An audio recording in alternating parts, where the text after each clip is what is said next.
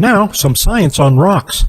Chemical elements, such as oxygen, can exist with different numbers of protons and neutrons in their nuclei, so they differ in mass even though they still have the same properties. These different forms of the same element are known as isotopes. There are different types of oxygen isotope combinations in rocks depending on how close they were to the sun when they were formed or how hot it was when they were formed. So, by measuring these isotopes, we can get some idea from where these rocks originated. Think of isotopes as accents of the English language. You can often determine where a person is from with their regional accent, or similarly from International English, American, Australian, Indian, Chinese, and so on. When moon rocks are compared with rocks on Earth, we find the same isotope combinations, indicating that moon rocks did probably start on the Earth prior to the Earth's collision with the planet Theia. Don't worry, the collision was a while ago. Any such Earth-lying meteorites will have been altered on their super-hot journey through the Earth's atmosphere. As such, their outer surface is likely to have been burnt to form a crust. These moon rocks will also have solar and cosmic radiation damage not found in rocks on Earth, as the Earth is well protected by the magnetosphere. The question is, can this radiation signature be falsified here on Earth, and the evidence of entry through the Earth's atmosphere be disguised? Is it possible for NASA to have faked the moon rocks by altering the Antarctic rocks collected by Wernher von Braun's field trip? The skeptics would argue that the answer is yes, and that is exactly what they did.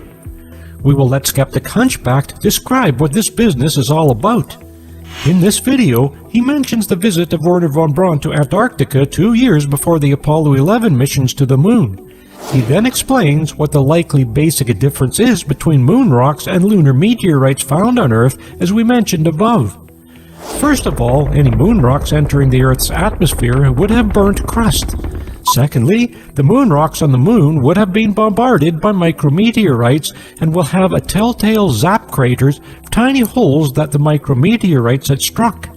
He maintains that NASA moon rocks could have been faked from Earth-lying lunar meteorites by removing the burnt crust and adding false zap craters using lasers. So according to Skeptic Hunchback, it would have been entirely possible for NASA to have faked the moon rocks from Earth-lying lunar meteorites. Unfortunately, he also goes on to mention the so-called fake Netherland moon rock and mistakenly uses this as some proof that there are fake moon rocks.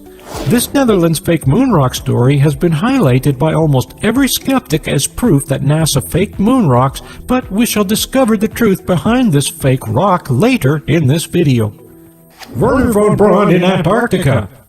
The skeptics often point to the fact that in the Antarctic local summer from 1966 to 1967, Wernher von Braun, the chief architect at NASA, participated in a U.S. government expedition to Antarctica. This expedition was one of the first to systematically search for the ice surface of Antarctica for meteorites believed to have originated from the moon. The U.S. government claimed that these samples were for later use as a reference material. This leads to the obvious question by the skeptics: if Wernher von Braun was so feverishly working to get the Saturn V rocket up and running to very tight schedules, then why did he take the time to go rock hunting in Antarctica? Perhaps he just needed a stress break, and who wouldn't want a free trip to Antarctica if they had the opportunity? There are numerous videos concerning moon rocks on the internet, so much so that it is hard to select which ones best convey the subject. I have need to be very selective in order to properly explain the debate. The skeptic's story is that the Apollo moon rocks were not brought back from the moon, but were simply collected here on Earth and then altered to resemble moon rocks. The problem is, how can these two types of moon rocks be identified and distinguished one from the other? Remember, at the time of Apollo 11, nobody really knew how moon rocks would differ from lunar meteorites. Anything that the scientists did know was based on scientific conjecture. A lot of debate on the question of moon rocks takes place between believer Phil Webb and skeptic Gerald White.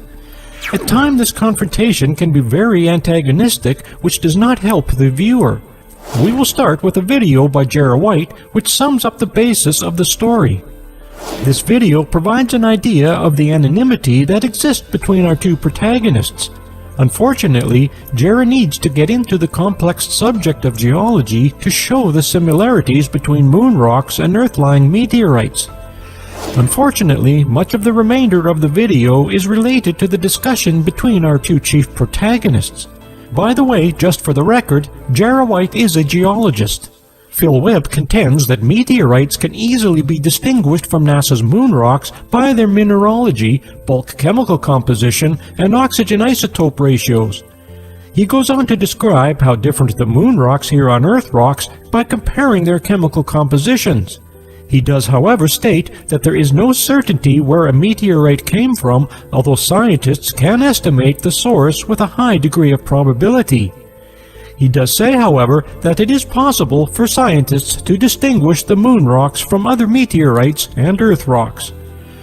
Webb concludes by saying that JERA White has offered no convincing evidence that the moon rocks are fake. Skeptic JERA White thinks he knows how NASA could have created the zap pits and the fake moon rocks. We could go on and show you many more videos, but they are extremely complex and difficult to understand unless you are a space geologist. If you are inclined to see more moon rocks, then simply look on YouTube for NASA Moon Rocks. You may even find some for sale. The Goodwill Rocks. U.S. President Richard Nixon ordered 2 distributions of moon rocks collected from the Apollo missions as a goodwill gesture to world nations. The first was in 1969 when he ordered the distribution of tiny pieces of moon rock fragment collected by the Apollo 11 astronauts Neil Armstrong and Buzz Aldrin to foreign heads of state all over the world. Each rock was encased in an acrylic button and was mounted on a wooden plaque with the intended recipient's flag, which had also been flown to the moon. All of these plaques were of the same design as seen in the U.S. state of Illinois' plaque. The second was 3 months after the Apollo 17 mission returned home in December 1972, when U.S. President Richard Nixon again ordered the distribution of tiny fragments taken from the rock that Cernan and Schmidt had collected to 135 foreign heads of state and the 50 U.S. states. The design of this plaque was significantly different to the 1969 version. It had 2 metal plates reading, "The fragment is a portion of a rock from the Taurus Littoral Valley of the Moon. It is given as a symbol of the unity of human endeavor and carries with it the hope of the American people for a world at peace." And, "This flag of your nation was carried to the moon on board spacecraft America during the Apollo 17 mission, December 7th to 19th, 1972, presented to the people of the state of, from the people of the United States of America, Richard Nixon, 1973. A letter signed by President Nixon accompanied each sample when transferred to foreign heads of state. Dated March 21, 1973, it reads as follows, as reproduced from the U.S. National Archives. The Apollo lunar landing program conducted by the United States has been brought to a successful conclusion. Men from the planet Earth have reached the first milestone in space. But as we stretch for the stars, we know that we stand also upon the shoulders of many men and many nations here on our own planet. In the deepest sense of our exploration of the moon was truly an international effort. It is for this reason that, on behalf of the people of the United States, I present this flag which was carried to the moon, to the state, and its fragment of the moon obtained during the final lunar mission of the Apollo program. If people of many nations can act together to achieve the dreams of humanity in space, then surely we can act together to accomplish humanity's dream of peace here on Earth.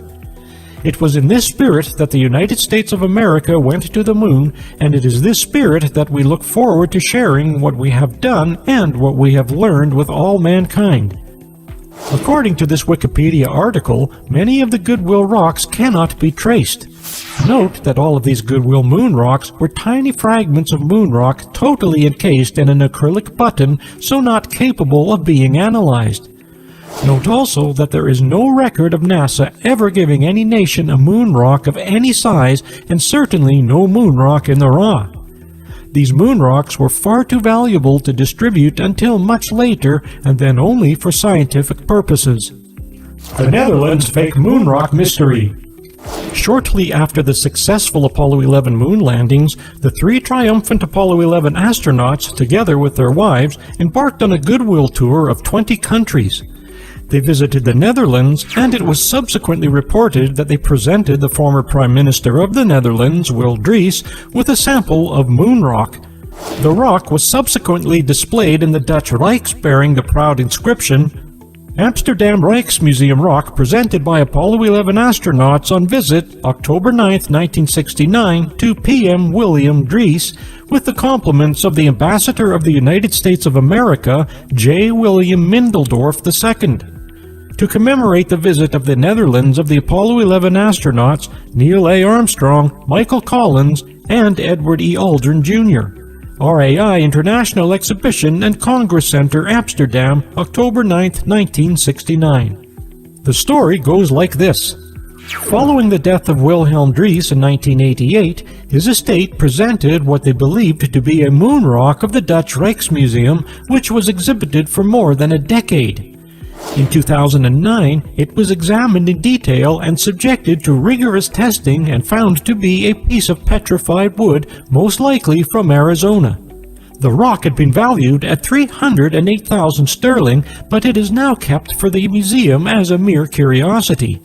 This story was reported in the UK newspaper The Telegraph and various other newspapers around the world, and, as you can imagine, was quickly jumped on by the skeptics as further evidence that something had been concealed by NASA.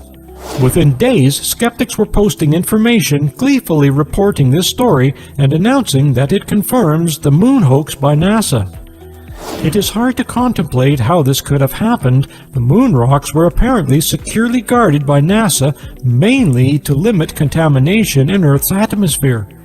For the skeptics, this is just another anomaly that needs to be explained. Like everything else in our adventure story, it may not be as clear-cut as was reported. You may find the story rather strange, particularly when you look at the inscription on the original card found by Drees' family.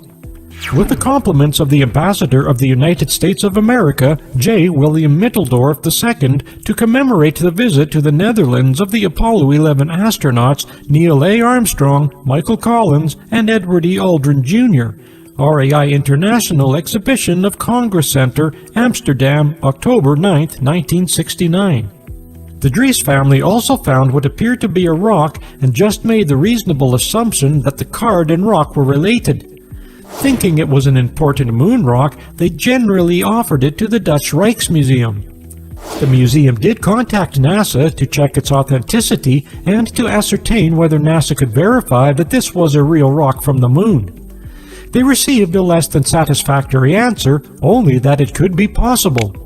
No doubt the respondent at NASA didn't take trouble to carefully check out the archives as to what happened 40 years ago, and thus gave the possible answer, which was accepted by the museum.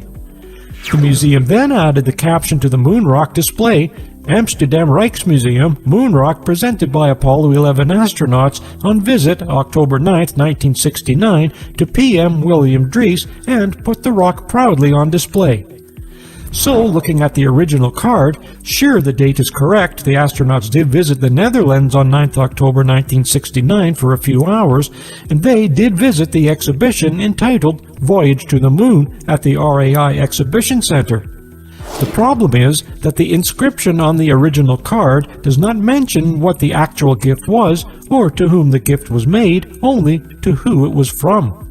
One would expect it to mention that this is a moon rock and the presumably important recipient of the rock. It seems rather unlikely that just a few months after the successful landing on the moon that NASA would be distributing a large piece, 3.1 ounces, one of only 50 pieces of moon rock brought back from Apollo 11 to just one of the 10 still surviving former Dutch prime ministers. You may ask, why just him? It is not as though he was even the current prime minister. The truth is that the inscribed card and the supposed moon rock were found separately by the family of William Drees in his possession after his death, and they incorrectly, but without any devious intent, associated two items together. They thought that they had discovered some important national treasure and graciously donated the card together with the moon rock to the Rijksmuseum. NASA now state that no moon rocks were distributed to anyone before that date, as they were still in the progress of being catalogued. However, that was given to many dignitaries of the Goodwill mission tour were the Apollo 11 photographs autographed by the 3 astronauts, so the card could relate to one of these. But let's have the true believer Phil Webb give the full details of this strange story in his 2-part YouTube video. We mentioned above that President Richard Nixon did send a real moon rock to the Netherlands, as he did to many countries, just 4 minuscule pieces encased in lucite perspex button. But this was always held in the Museum Boerhaave, located in Leiden, together with 2 Netherlands flags which the astronauts had taken to the moon on Apollo 11 and Apollo 17. These items have not been on display for many years, but are now held in the museum's basement store. Like most of us, the Dutch lost interest in these artifacts. Even though the explanation given above is totally valid and can be verified with the museum, we still find some skeptics endlessly repeating this fake moon rock story. We don't know for certain whether there are any fake moon rocks. There could well be, but what we can confidently conclude is that the reported Netherlands fake moon rock is definitely not one of them. I do feel it gone, but not know where it went. William Shakespeare, The Winter's Tale. This chapter is not specifically related to evidence as to whether NASA landed men on the moon or not, although it may throw some light on the subject. It chronicles the lamentable custodianship shown by NASA of important historical artifacts concerning the Apollo missions and the total disregard for managing technological value. This is particularly surprising given NASA's relatively recent 2011 announcement that it has an anxious desire to protect the Apollo artifacts that remain on the moon, as we shall see in a future video in this series. No doubt our skeptics would argue that it is not a question of good custodianship, but more a deliberate and concentrated attempt to destroy evidence that may be judged to be incriminating when examined with modern methods of analysis. Certainly, the losses of artifacts is almost epic in scale, and one has to question why NASA has been so determinedly careless. The Apollo landings have been heralded as one of the greatest achievements of mankind, and one would expect that all of the documentation and technological achievements would be carefully preserved for posterity. Regrettably, and quite surprisingly, this does not seem to have been the case.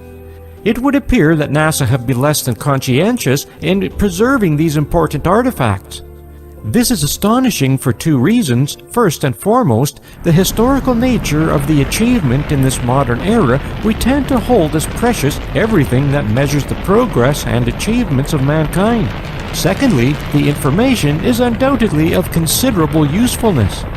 Now, NASA plans to go back into outer space with the Orion project and appears to be struggling to build the technology with to do this. Skeptics would strongly argue, and they do quite vociferously, that we supposedly had the technology to leave low Earth orbit and survive in space 50 years ago. They question how NASA could have been so utterly careless, or are there other impelling reasons for this perceived ineptitude?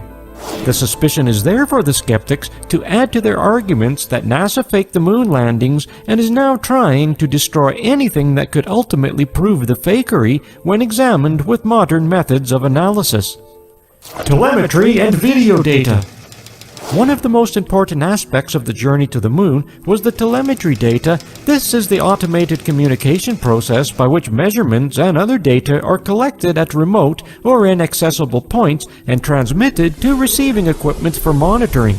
It was an essential part of the mission to the moon and would be of significant importance for future journeys into outer space. You may think that the telemetry is not something that concerns you, but if you were using a computer running Microsoft or Mac software, or using Google for your searches, which you most probably are, then you are daily involved in telemetry. These organizations collect telemetry data on what you do every second of the day, and there is little you can do about it. In the UK, and also in many other developed countries, when you drive around town or down a motorway, information on your movements is collected via your car registration number. This is telemetry, and again, there is little you can do about it. Even when you walk along the street or go shopping, your movements are being recorded by a vast network of surveillance cameras. It is just a fact of modern life that we need to accept. Lost information! On August 2006, the Sydney Morning Herald reported that NASA had lost the original telemetry tapes of the Apollo 11 moon landing, which also included perhaps the most legendary small step for man, giant leap for mankind footage. These original magnetic tapes that recorded the iconic images of man's first footsteps on the moon are missing, and scientists fear that there is a danger of these tapes deteriorating into dust unless they are found quickly and converted into digital format. The skeptics are quick to coin the phrase, "one small mistake by NASA, one giant loss for mankind." In 2006, NASA also stated that the search is on to find the boxes of original, high-quality, slow-scan TV tapes. The tapes were stored in 2,612 large boxes, each box holding about 50 telemetry tapes. These lost boxes apparently held the telemetry data tapes and also contained the original TV footage of the other 5 moon landings. Estimates of the number of tapes vary between 130,000 to 140,000, of which about 13,000 of these tapes related to the Apollo missions. These are not small tapes, as in the main they consisted of 14-inch diameter reels of mostly 1 and some 2-inch wide magnetic tape. The tape recorder reader consumed a whopping 120 inches of tape every second, an astonishing speed of almost 7 miles per hour. So we are not talking about losing a bunch of keys or the odd book. We're talking about losing 2,612 large boxes. The skeptics say that we are not simply looking for a few tapes, but the whole building. In fact, it is a pile of about 11,000 cubic feet. Is that hard to visualize? Well, a modern 3-bedroom house in the UK is about 7,500 square feet. It was quite a challenge to lose 2 3-bedroom houses, the skeptics would say, even by NASA standards. The flight director of the Apollo missions, Gene Kranz, acknowledges when interviewed by Aaron Rainin that the data tapes are indeed lost. Kranz further states that even if these tapes could be found, there is no machine that could read the tapes, as the only machines capable of reading these tapes was destroyed many years ago. The skeptics say that NASA is hell-bent on destroying everything related to the Apollo missions except the glory. Finally, NASA researchers concluded that the tapes containing the raw unprocessed Apollo 11 SSTV signals were erased and reused by NASA in the early 1980s, unbelievably due to a shortage of magnetic tape at the time in NASA. It transpires that NASA's usage of the 1-inch magnetic tapes amounted to 60 per day in 1981, which far outstripped the quantity available at the time. What did NASA have to say about this? Well, not much, to be honest, if you read their statement on this matter. NASA initially stated that they do not consider the tapes to be lost, just mislaid, and the search continues, but shortly afterwards, they admitted that the tapes were indeed lost. Well, not so much lost, but wiped clean and reused. This loss is confirmed in the final report from the NASA searchers. Is it any wonder that the skeptics find this story so utterly convincing? These recordings were some of the most significant documentation of man's greatest achievement to explore the universe beyond our Earth, and for them to be so carelessly guarded is mystifying. The skeptics reason that NASA may have had something to hide and didn't want these tapes to be scrutinized by modern methods of analysis. We shall never know the answer, as the evidence seemingly is long gone. NASA not only carelessly loses tapes, but also photographs. In the period 1966 to 1967, NASA had the lunar orbiter taking many detailed photographs of the moon in preparation for the Apollo missions, basically in order to identify suitable landing sites. Most of these photographs were also assumed lost. Luckily, some of these original photographs were found by a group of amateurs who extracted about 2,000 photographs from 1,500 old NASA analog tapes. Suffice it is to say that NASA has not been the best custodian of this historical material. It is hard to reason why, with such a large budget, these important artifacts were not more zealously guarded. After all, these artifacts were similarly as important to the American historical record as the American Declaration of Independence, which thankfully they still have managed to keep intact for 250 years. Lost technology. NASA was not only haphazard in its custodianship of its data tapes and photographs, but also of its technical design documents and manufacturing capabilities. The billions of dollars that were invested in the NASA Apollo space project did produce much useful technological value of benefit not only for future space exploration projects, but also for industry in general. The Apollo missions were made possible by the creation of the massive Saturn V rocket, which provided the heavy lift necessary to get astronauts all the way to the moon. You might consider that this was something worth keeping, given NASA's sole raison d'etre is to explore space. Well, it may surprise you to learn that they didn't, and the methodology and plans required to build this rocket have been lost. It is not only the plans and the design documents that have gone missing, but also the factory tooling was also scrapped. NASA now again needs a heavy lift vehicle for its Orion program and is once again having to re-engineer what NASA already had 50 years ago. The new heavy lift rocket for the Orion project has been named the Space Launch System SLS for lack of a better name. There are 3 remaining Saturn V rockets in museums that could possibly be reverse engineered, but how much easier would it have been just to follow the original plans? Actually, anybody familiar with the IKEA furniture assembly plans may doubt this. Now, when we say that NASA lost the ability to recreate the technology that they had for the Apollo missions, it doesn't of course mean that they could have not created it again, but that would be very much like reinventing the wheel. What it does mean is that NASA is not even capable of even getting astronauts to the International Space Station without taking a Russian taxi at US $70 million per seat round trip. The excuse by NASA for this lack of housekeeping is that the Apollo project was spread out among thousands of subcontractors and that it was impossible to keep track of every document, but quite honestly, this is a tantalizingly feeble excuse. You can be sure that Airbus Industries keeps a very comprehensive set of documents in some central location, and certainly at some point NASA must have also had a complete set of documentation. The lunar rover, which was used on Apollo missions 15, 16, and 17, was built by Boeing, and again, you guessed it, the design plans have been destroyed. If taking care of important artifacts is the object, then NASA fails miserably. In 2015, a priceless prototype of the lunar rover was sold for scrap to a metal dealer in Alabama. This was one of the earliest prototypes for the lunar rover and therefore had great historical significance, but somehow it wasn't cared for and ended up in the Alabama scrap metal yard. There is even a photograph of the NASA Apollo director Wernher von Braun driving this very vehicle. We are not finished with the scrap yards just yet, we have more. In 1976, 10 years after the Apollo launch, the rope memory modules were also sold as scrap metal. Someone with a keen eye spotted them in a scrap metal auction and saved them for posterity. This video shows how the programs on these modules are now being deciphered. There is a great interest in the computing industry to see how these programs worked. We also saw in an earlier video that NASA were selling off Apollo technology by the tonload. NASA are not only careless with valuable technology and historical artifacts, but also it appears that they are lax in their security.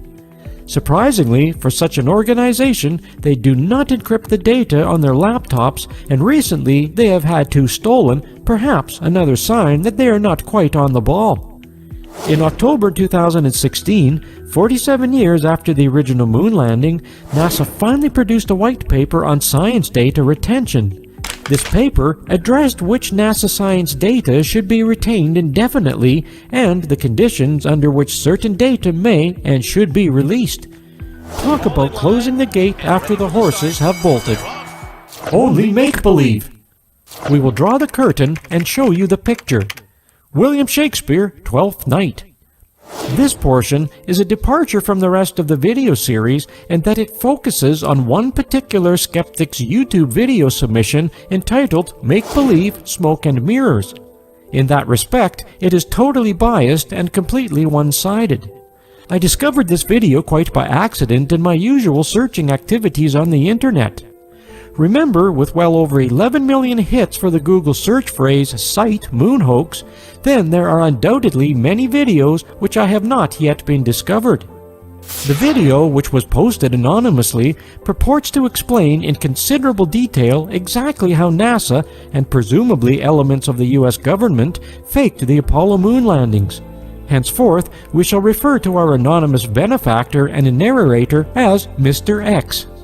If, as the skeptics vociferously claim, NASA's Apollo astronauts never actually set foot on the moon, then how did NASA manage to produce the evidence that fooled the world and still does the majority of people to this day? We need to remind ourselves that we are back in the 1960s, long before computers with any real processing power or digital photographs or computer-generated images, CGI, were available, so fooling the world's population with videos from the moon must have represented quite a daunting challenge for NASA. Some may say that it was more difficult than actually going to the moon, but perhaps going to the moon was not a feasible alternative for NASA. Nowadays, it would be relatively easy with powerful computers and digital images to fake any journey into space, but on the other hand, we have more powerful fake detection possibilities too. A vacuum is not empty. It may sound like magic to lay people, but the problem has preoccupied physicists since the birth of quantum mechanics. The apparent void of bubbles incessantly and produces fluctuations of light even at absolute zero temperature. In a sense, these virtual photons are just waiting to be used. They can carry forces and change the property of matter. The force of a vacuum, for instance, is known to produce the Casimir effect. When one moves two parallel metallic plates of a capacitor very close together, they feel a microscopically small but measurable attraction between each other, even if the plates are not electrically charged. This attraction is created by the exchange of virtual photons between the plates, like two ice skaters who throw a ball back and forth and are subjected to the recoil. If the ball was visible, one would assume that a repellent force acts between them. Now, the MPSD team of Michael Stantef, Michael Rugenthaler, and Angel Rubio has published a study in Science Advances which draws a connection between the force of a vacuum and the most modern materials. In particular, they explore the question of what happens if the two-dimensional high-temperature superconductor ion selenide on a substrate of SRTiO3 is located in the gap between two metallic plates where virtual photons fly back and forth. This is the outcome of their theories and simulations. The force of the vacuum makes it possible to couple the fast electrons in the 2D layer more strongly to the lattice vibrations of the substrate, which swing perpendicular to the 2D layer. The coupling of superconducting electrons and the vibrations of the crystal lattice is a central building block for important properties of many materials. So much for a vacuum not producing a force. We are only beginning to understand these processes, says Michael Stantef. For example, we do not precisely know how strong the influence of the vacuum light would realistically be on the oscillations of the surface. We are talking about quasi-particles of light and phonons, so-called phonon polaritons. Phonon polaritons were measured with lasers decades ago. However, this is new scientific territory where complex new 2D quantum materials are concerned. Of course, we hope that our work prompts the experimental colleagues to test our predictions. MPSD theory director Angel Rubio is delighted about these new possibilities. The theories and numerical simulations in our department are a key element in a whole new generation of potential technological developments.